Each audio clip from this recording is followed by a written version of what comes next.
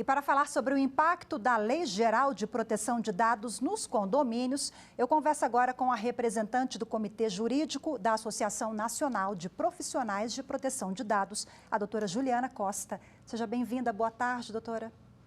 Boa tarde, Rafaela. Muito obrigada pelo convite e boa tarde a todos. Bom, nós acompanhamos na matéria, com esse enfoque aí para os condomínios, mas a Lei Geral de Proteção de Dados, ela acaba trazendo uma alteração na vida de todos nós, porque hoje o mundo está cada vez mais informatizado, principalmente após pandemia, Mas com esse recorte dos condomínios, de quem é a responsabilidade, por exemplo, em qualquer problema e dados usados de forma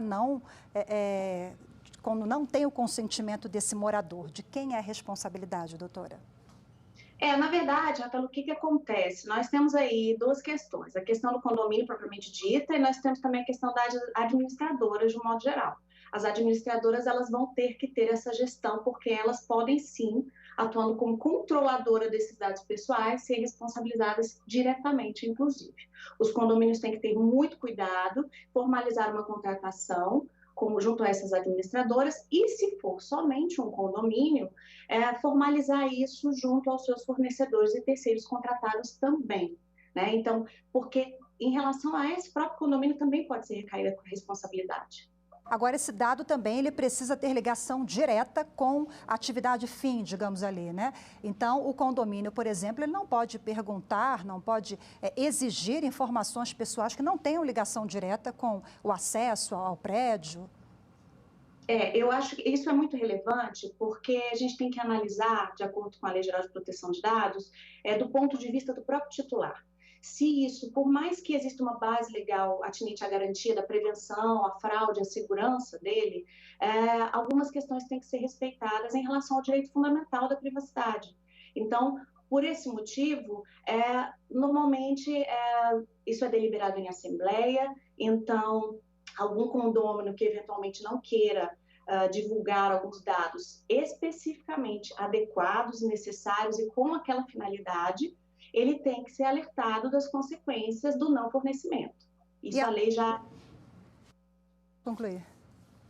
Não, sim, isso a lei já deixa de pronto, bem claro. Doutora, agora a lei também ela deixa clara essa relação da proteção de dados com a digital ou dados faciais ali, quando você tem o seu reconhecimento no banco ou até na entrada de condomínio ali, pela face, pela digital, ela também prevê essa proteção?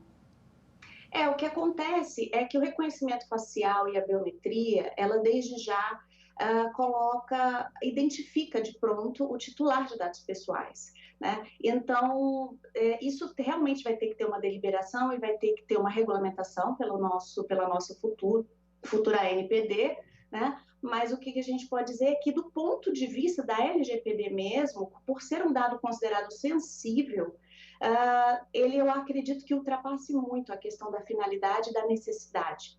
Então, o que seria possível? Se existem outros métodos, outros meios menos invasivos de você conseguir fazer realmente classificação e você conseguir fazer a identificação do titular, esses são os melhores meios a serem adequados. Doutora, fui morar em outro condomínio, deixei os meus dados ali naquela portaria com aquela empresa. Como fazer a verificação se os meus dados foram devidamente descartados? Na verdade, o titular, ele, por essa autodeterminação informativa que a lei nos traz, você tem esse controle de fazer essa gestão.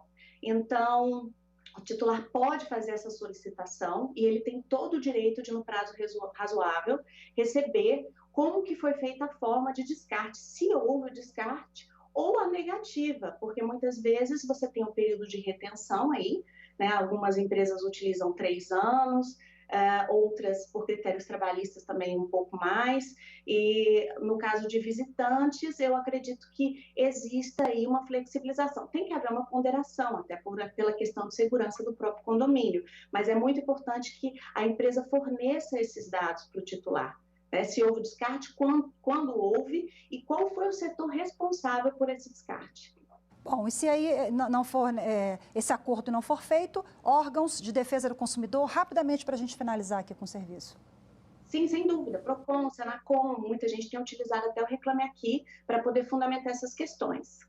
Ok. Vista mais uma vez, ótima tarde para a senhora. Obrigada, uma boa tarde.